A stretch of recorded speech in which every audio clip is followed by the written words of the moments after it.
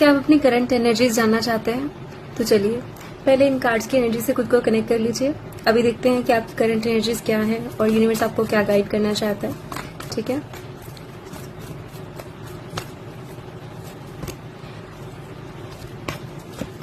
Okay. देखिए दोस्तों, आपकी करंट एनर्जीज बता रही हैं कि अभी आप कुछ एक्शन लेना चाहते हैं, ठीक है, लेकिन ले नहीं पा रहे हैं। और कोई अपॉर्चुनिटी है जो बहुत ही करीब है, जो आना चाहती है, यानी कि आप किसी भी चीज को कोई मनी से रिलेटेड चीज है या कोई जॉब से रिलेटेड मैनिफेस्टेशन है जो आप बहुत ही दिल से अचीव करना चाहते हैं और वो होगी भी अचीव, ठीक है।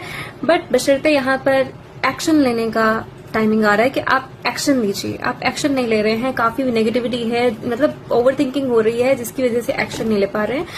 जैसे ही एक्शन लेंगे ना, तुरंत आपको अचीवमेंट मिल जाएगी, मतलब आप वो गोल अचीव कर लेंगे जो चाहते हैं। स्ट्रेस मत